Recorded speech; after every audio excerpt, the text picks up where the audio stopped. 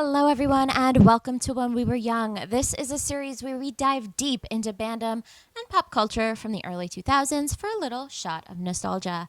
My name's Kim and I'll be your host as we travel down memory lane.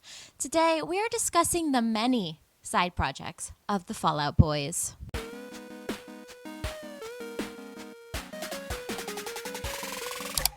Thank you to absolutely everyone who continues to support this series. I really appreciate all of the comments and the likes, and welcome to all of my new subscribers. This series has been really fun for me to make and write and research and come up with, so I hope you all are enjoying it too. Today, I'm wearing an outfit inspired by Fall Out Boy's latest album, So Much for Stardust. I got this jumpsuit in the kids section at Walmart. It was on clearance for $7. I love a bargain. So long as everything pans out correctly, this video will be uploaded on March 15th, which is actually the day that Fall Out Boy is playing in Orlando, and I will absolutely be at that show wearing this exact outfit. I will also be trading these stitches for friendship bracelets. So if you guys have any interest in trading with me in Orlando, let me know. I also sell them on my Ko-fi shop, which is linked down below, kofi.com/stitch.pdf. You can purchase one of these for like $5, I think, and you just tell me what your favorite Fall Out Boy album is, and I send you a surprise lyric in the mail. All right, let's get into the video. Fall Out Boy is an incredible band whose reach has impacted the cultural zeitgeist for over 20 years. Now, as a fan, it is very easy to pick your favorite member and follow them on social media, argue for their contributions, maybe even stand on their side of the stage at shows. But in doing all of that, it's very easy to let the other members of the band fall into your periphery. With Fall Out Boy in particular, it kind of seems like some members might get a little bit more attention than others.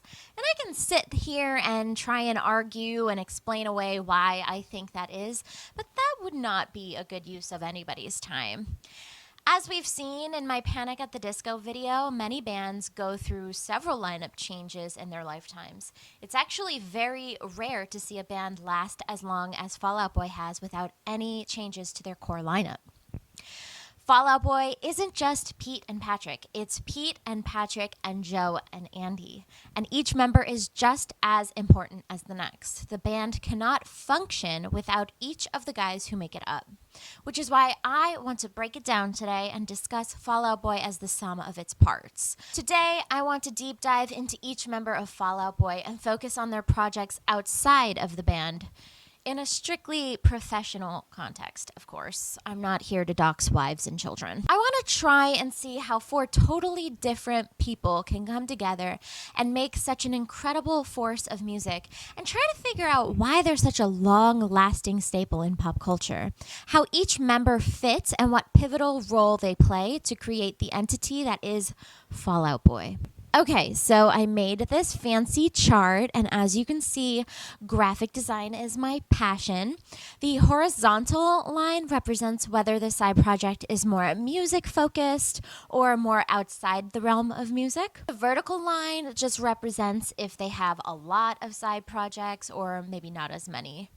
As you can see, each member fits very neatly into their own section. But let's start here on the bottom left. This is the few side projects and all music category. Andrew Hurley was born May 31st in 1980 in Menominee Falls, Wisconsin. I hope I pronounced that correctly. And let me tell you, all this guy knows is eat vegan chip and drum. He is truly a machine. Throughout his youth, he learned to play the drums, and he got really good at it. So good that it landed him gigs in hardcore Chicago-based bands like Race Trader, Kill the Slave Master, Project Rocket, X for Death and Glory, X, The Kill Pill, and Arma Angelis. And this was all before Fall Out Boy was even formed. As a matter of fact, it was in Arma Angelis that he and Pete Wentz toured together for the first time. Later, when Fall Out Boy needed a drummer, Andy was the top choice to keep the beat like a steady heart should. In later years, during Fall Out Boy's 2009 hiatus, he joined heavy metal band The Damned Things with Joe Troman. He also joined Focused X Minds, a straight edge band from Milwaukee, in 2012. And even after Fall Out Boy made their unexpected return, Andy started a vegan straight edge band called Sect in 2016. Outside of drumming, Andy started a record label / friend group called Fuck City. This was way back in 2008, and I can find very little about the record label, as it seems to have fizzled out over the years. As a label, Fuck City released music for bands Misery Signals, Peregrine, and Orin. Every website that I have tried for Fuck City were no longer available, and even their Twitter hasn't been active since 2014. Besides a record label, though, Fuck City was a group of friends who lived in Andy's house. They were like a hype house before hype houses were a thing. And a post in the LiveJournal community called Wemo Closet from 2008 sums up this whole thing nicely.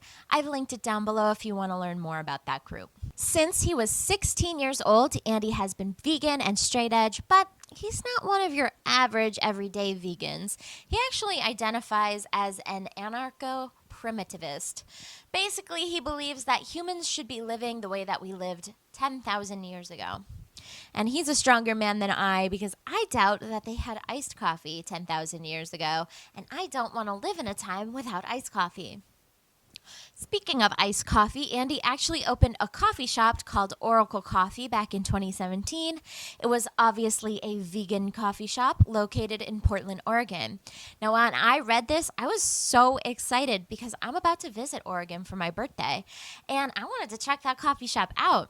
However, according to Reddit posts, it does seem to have closed suddenly just a few months ago due to staffing and financial issues. R.I.P. Oracle Coffee. I hardly knew you. Most recently, Andy's set to get married to his longtime partner, Meredith Allen. I know I said that I'd only be focusing on professional achievements, but I wanted to mention her because she'll be featured briefly in next month's video when I talk about the Scene Queens and the Millionaires. See, I'm building my own little emo cinematic universe here, okay? I think Pete Wentz might be Nick Fury. Outside of drumming, Andy lives a quiet life. He said in an interview that when he's not playing with bands, he doesn't really touch the drums. To keep in shape, he does do CrossFit. And when asked what he would be doing if he wasn't a drummer, he said he'd probably be dead. Which is why he's placed in the bottom left section of the chart. Not too many side projects, and almost all of them are music-based. Moving on to the bottom right portion, however, someone who doesn't have too many side projects, but where they do exist, they are varied in nature. Joseph Troman was born in Hollywood, Florida on September 1st, 1984, but it wasn't until he moved to Illinois that he found true community and friendship in the hardcore scene of Chicago. More than that, he found Pete Wentz and even went on tour with him at just 15 years old. In his book, None of This Rocks, a memoir he released in 2022, he explains that growing up had been rough with a less than stellar mother and not so great experiences with his peers. And it is such a good book. Highly recommend it. If you have Spotify Premium, the audiobook is actually included for free, and Joe Troman himself reads it. I don't want to get too into the weeds of the book because I do think that you should check it out yourself. But in the book, Joe describes himself in the early days as the heart of Fall Out Boy, keeping the band together and moving. But in my opinion, that kind of makes Joe more like the body of Fall Out Boy. Throughout the years, he sort of just lost his sense of purpose within Fall Out Boy due to a lot of band politics and the complications of fame and mental illness.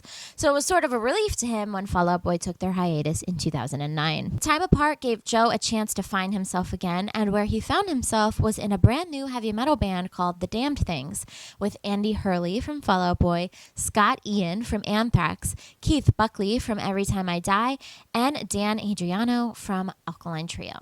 The Damned Things have released 2 albums and have played many rock festivals. Beyond music, Joe was beginning to dip his hands into other pots, such as television jingles, or he was attempting to. It wasn't going very well. Neither were his other attempts at pitching television shows to networks. And while none of them have been picked up as of this recording, Joe has still said that he really enjoys the process. In 2020, Mondo Trasho 3042, a very mini animated series, was released in 10 parts on Fall Out Boy's official YouTube channel. It's co-written by Joe and Wade Randolph, with contributions from the other Fall Out Boy members as well. Each episode is about 5 minutes long, and it follows a 4-piece band and their crazy hijinks. It reminds me a lot of early Cartoon Network, Adult Swim type shows. It's very fun and very quick, so you should check it out if you haven't already. In March 2021, Joe released the first episode of his podcast called I Hate Myself. It's a conversational podcast where every week a new guest comes on to join Joe and talk about mental health. Some guests include Seth Green, Emma Chamberlain, and Ryan Simpkins. While the last episode aired in April 2021, Joe has said he's open to the possibilities of new episodes in the future. Lately, he's shared that he's been struggling with some health issues, but that hasn't slowed him down. Not only did he write and release his memoir in 2022, but he also co-wrote and released the first issue of The Axe. The Axe is a horror comedy comic about 3 teenagers who steal a cursed guitar and open a portal to Sheol, an alternate dimension. It's co-written by Brian Posehn and illustrated by Scott Koblish and released in Heavy Metal magazine. Joe's latest side project is another comic series called The Holy Roller. This time he's co-creating it with Andy Samberg and Rick Remender. It's released through Image Comics. Holy Roller is about a pro bowler who is forced to quit his dream job and return to his hometown, which he soon discovers has been overrun by neo-Nazi, leading him to become a trick bowling ball wielding Jewish superhero. I might have to check that out. That sounds pretty good. Okay, so I know that he's here at the bottom, despite me listing like 6 different projects. But trust me, when I start talking about these 2 workaholics, you will see just how few Joe's endeavors are. Obviously, it's not a competition. Of course, quality over quantity matters. But this is why he's in this quadrant and not up here. Moving on, let's now go diagonally to the top right and visit the person with seemingly a pathological need to create music at all times. Patrick Stump was born in Evanston, Illinois on April 27, 1984. His father was a folk singer, which is probably why he has the voice of an angel. The only man who could properly bring Fall Out Boy's lyrics to life with such emotion and soul. Ironically, he originally joined Fall Out Boy as the drummer, but once Pete and Joe heard the Patrick's voice, they just knew he was destined to be the voice of the band. But not just Fall Out Boy, of course. As early as 2005, Patrick was featured on the albums of Gym Class Heroes, Motion City Soundtrack, and The Hush Sound. Later, he'd go on to collaborate with artists like Cobra Starship, where he helped produce and provided vocals to their album Viva La Cobra in 2007. He did the same in 2008 for Tyga and Gym Class Heroes. There is a very long list of other artists that Patrick has collaborated with over the years. Possibly too long to stand here and list, but I will put them on the screen here and you can pause to read. It wasn't all collabs though. In 2010, during the Fall Out Boy hiatus, Patrick finally ventured out on his own and released his first solo album, Soul Punk. He also released an EP that same year called Truant Wave. The music was vastly different from the usual Fall Out Boy fodder, with the genre being described as soul, R&B, synth pop, funk, and dance punk. Patrick has always said he's been inspired by the likes of Prince, David Bowie, and Michael Jackson. Critically, the album was well received, but fans of Fall Out Boy would often just go to soul punk shows to bully Patrick. It ultimately led to Patrick posting a long blog post about missing Fall Out Boy, and bada bing bada boom, they were back in business. That didn't mean the side hustles stopped. Even while Fall Out Boy found themselves back in the studio, Patrick continued collabing with and producing for many other artists. In 2015, Patrick collaborated with Universal Orlando Resort to create the score for their newly revamped Incredible Hulk roller coaster. That is one of my favorite Patrick fun facts. Now, while music is mostly what he did on this side, I'd be doing a disservice if I didn't at least mention all of his many television role appearances. Patrick has been seen in guest spots on shows like Law & Order, House, and Sex Drive. He's even done some voice acting in shows like No Malone, Robot Chicken, Family Guy, and Star vs. the Forces of Evil. He's also been in self-produced movies like Mustachetti and Badusi. Oh, Badusi. You were wearing a wire, man. The acting gigs seemed to open some doors for Patrick, and soon he was making his way into the film world in a different way, musical scoring. Some of his scores can be heard in shows like Dead End, Paranormal Park, Spidey and His Amazing Friends, Let Science Speak, and most recently, Merry Little Batman.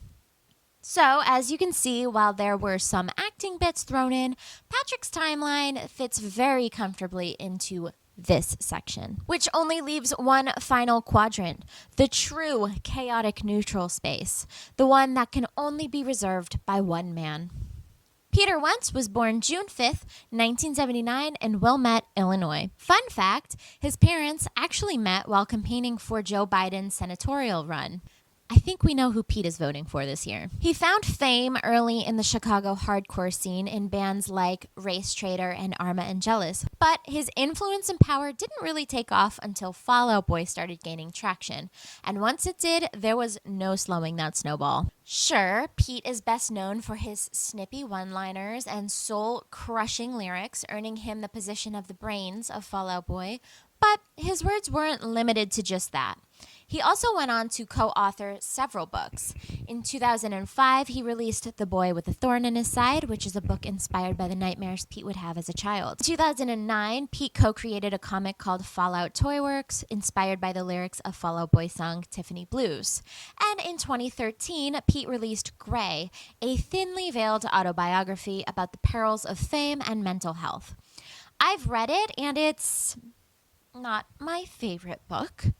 It is said that it is heavily exaggerated in some parts, but the parts that aren't are kind of interesting. A little peek into the life of a rock star. Pete was also hustling outside of the world of writing. In 2005, Pete founded Decadence Records, currently called DCD2 Records, where he'd sign future staples in the music scene, Panic at the Disco, Gym Class Heroes, The Academy Is, Hey Monday, and many others. Look forward to their videos in the future. Pete also started a clothing company called Clandestine Industries, which featured the iconic Bat Skull. The company was originally active from 2006 to 2012, but recently Pete had been seen wearing a lot of clandestine merch, and fans began speculating if there would be a relaunch. And as predicted, in late 2023, new clandestine merch was posted on Instagram for purchase. He's so good to us, but not to our wallets. In 2006, Pete launched the website Friends or Enemies, a perfect example of early social media. It was very much like MySpace, but heavily featured bands from Fuel by Ramen. It has since been decommissioned. It is unsurprising that Pete Wentz, the king of LiveJournal, would try his hand at a social media platform. Back in the day, he was known for posting many of his thoughts for everyone to read on his blog, A Homeboy's Life. It is deleted forever now, but we'll always have that amazing New Mexico sunset, won't we, Pete? In 2007, Pete opened up a bar in New York City called Angels and Kings, and then expanded with a second location in Chicago in 2008. It was such a mainstay hangout for all of the hottest bands in the scene in the early 2000s, giving us the best band pictures like these to fawn over. However, both locations have since closed. During the 2009 Fall Out Boy hiatus, Pete joined forces with BB Rexa and Nathan Spencer Patterson to form his side project, Black Cards, an electro-pop four-piece that he provided lyrics and bass to. Like Patrick, Pete has taken many guest roles in television shows such as One Tree Hill, CSI New York, Degrassi, and Californication. He was also the host of a reality competition show called Best Ink on Oxygen that judged tattoos. In 2021, he created an Apple Music exclusive podcast that I cannot listen to because I use Spotify, called Loud and Sad Radio with Pete Wentz. From what I hear, it's a conversational podcast with co-host Elliot Ingham about anything from music to pop culture to behind-the-scenes Fall Out Boy stories. There is clearly no stopping Pete, and who knows what he'll work on next. Fall Out Boy is currently on tour, but with the reintroduction of Clandestine Industries, it seems like there is nothing safe. Will Friends or Enemies return? How about a new Angels and Kings location? Anything can happen. It is Pete Wentz's world, and we are just living in it. There's no wonder why Patrick was once quoted saying, quote, "It scares me sometimes watching him. The 2 seconds that you're not with that dude, he's made 30 decisions that are going to affect our band for the rest of the year." Welcome to the fan quotes and anecdotes section of the video. As you can see, I am not filming in my usual location. That is because it's my birthday today. Everybody go down to the comments below and say happy birthday, even though by the time this video is uploaded, it'll be like 2 weeks later. I'm joined today by two of my favorite people, Elise and Lissa. Neither of them wish to be perceived for this video, but they have graciously agreed to lend their voices and their opinions about Fall Out Boy today. So it's totally topical because we did just see them at Portland and Seattle for the Tour Dust, the first 2 dates of Tour Dust, which is amazing. So let's go ahead and get started. Hopefully we'll have some good dialogue going, and we'll go ahead and start with Elise. So how long have you been a Fall Out Boy fan, and what got you into it? So I'm pretty sure that I've liked them since From Under the Cork Tree. I don't remember ever hearing Take This to Your Grave before that. And what got me into it? Well, once upon a time, MTV played music videos. Yeah, that's me too. Yeah. And so that's how I heard about Fall Out Boy. I was coming home from my day at middle school, and Fall Out Boy was on the television. Oh god! I think it was TRL. Which one? Is it the obvious? Yeah. It was Sugar. Sugar. Of course it was Sugar. Oh, sure. Or Lissa, same question? Same answer, pretty much. I mean, I feel like I've been a Fall Out Boy fan forever, but there's only been a word for it for the past, 18 years. Oh, no. We all just called you nerds before. Okay, so, Elise, favorite member? Do you have a favorite member? Patrick. Because... Elaborate? I'm surprised by that answer. Why? I was for sure you were going to say Pete. No, Patrick. And I would say Patrick because if you think about the word musical artist, it's Patrick. Oh, for sure. He has such a vocal range. Yeah. And the skill over basically any instrument, and just that is he gets it. Epitome of musical artistry. Yeah, he's the full package, right? Right. And I guess if you thought I was going to say Pete, for it's sure, because I'm like Pete. Let's be honest.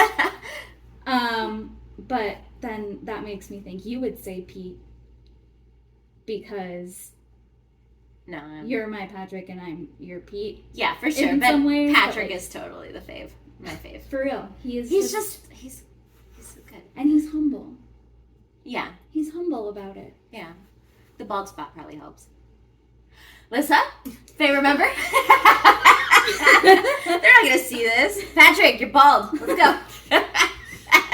My favorite is Pete because he's not like me. He tries a million things, and some of them fail, and he just gets back up and does more shit. Like stupid shit sometimes. And he seems really fun. That's such a good answer.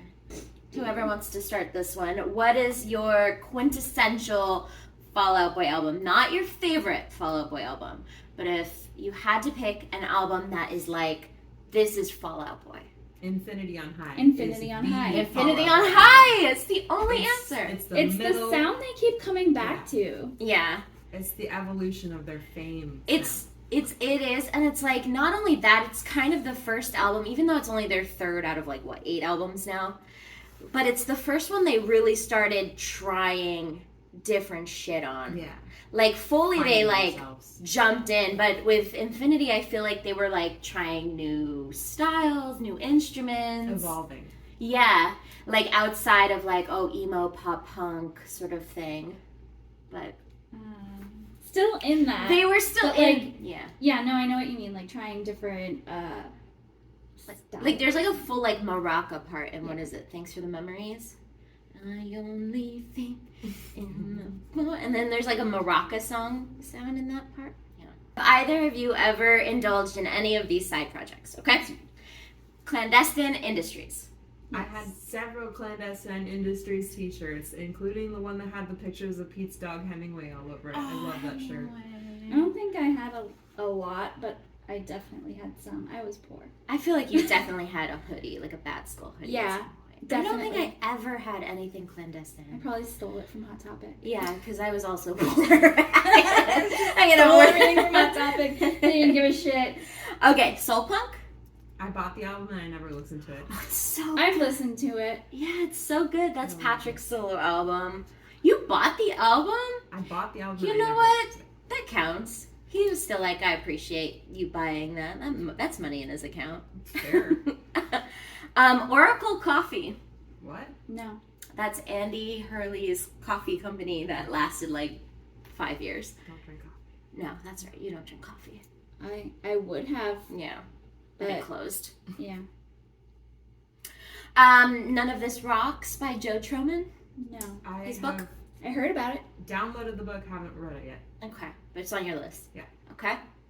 On your list? No? Not interested? It's a biopic kind of thing. Maybe.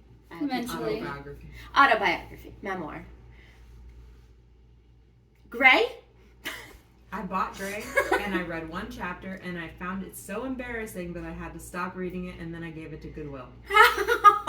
I read it on Kindle, and it is a book. That's exactly what I've said.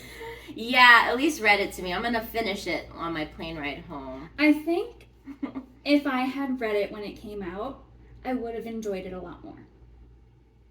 Yeah, because you would have been like 22. Yeah. So it would be totally like that kind of vibe Right. of like immature man trying to justify his inappropriate decisions. It reads like Charles Bukowski is in 2010's emo kid. Excellent. We need one song to lure in a new fan. What are we thinking? I think the one song that I would choose would be 16 Candles because I feel like it's like a good encapsulation of their sound and it has an engaging music video. Oh my god, the vampires? Yes, the vampires. Oh yeah. You put a lot of thought into that. Mine is, it depends on the person. Okay. Like me. my most recent recommendation was Hum Hallelujah because I was talking about self-destruction with a fellow mentally ill human being. And the line, one day we'll get nostalgic for disaster, just anytime that self-destructive side of me decides to rear its ugly head, that's what it makes me think of. Like, Yeah. I want to be in the midst of the excitement of disaster. Yeah. The chaos. Yeah. And it's like, this is comfortable. Right. But if it were anyone else, like a normal person, Yeah. then I wouldn't have recommended What that. about like if you were trying to get your dad into it? The one with Debbie Harry. Ooh. Because he loves Yeah. Blondie. Who's that? What is that? Knock once for the father.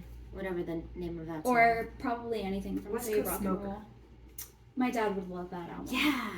I feel like the later albums, the post-hiatus albums, are more mainstream friendly. I mean, like, not My to say dad that is the not mainstream, but I see what you're your saying. dad belongs on a bust in the Haunted Mansion. Shut up.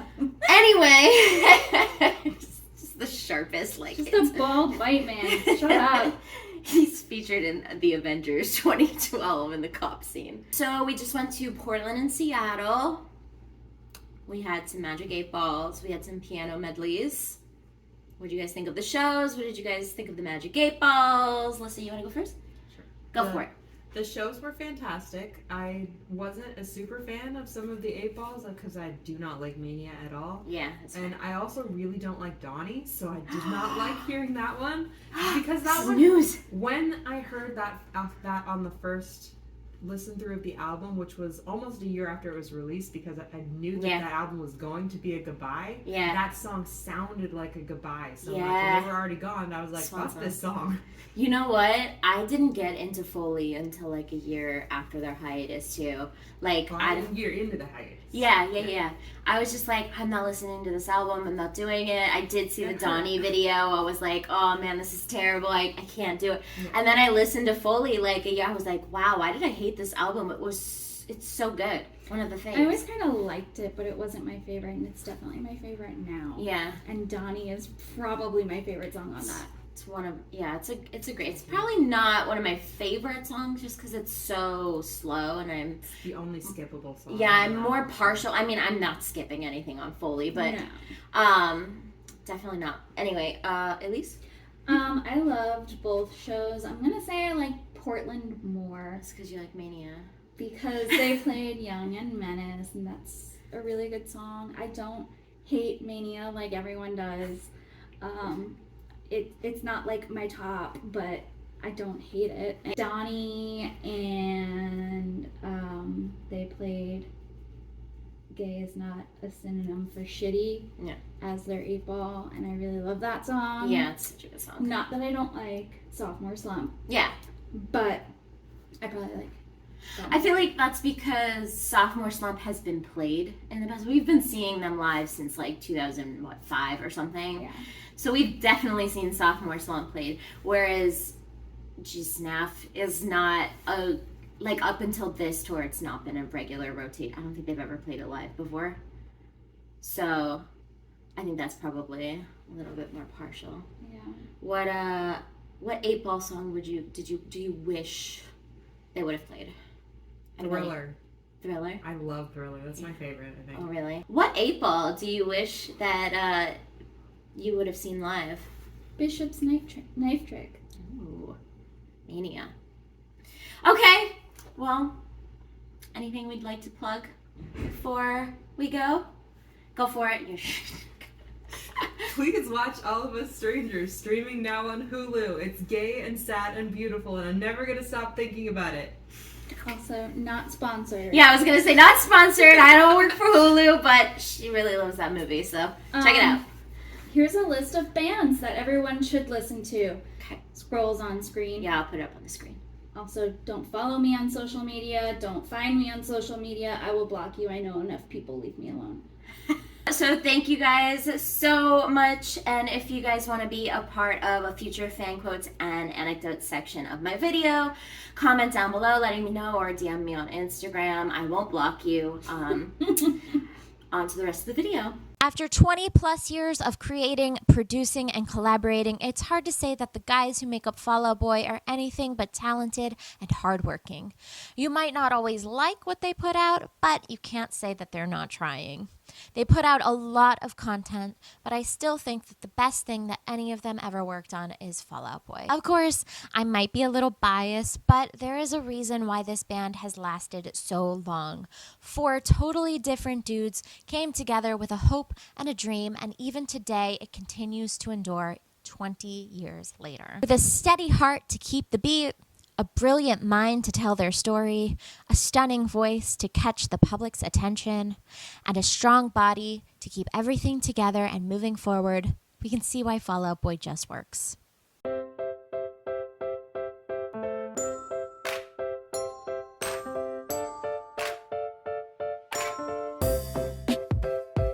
I've got troubled thoughts and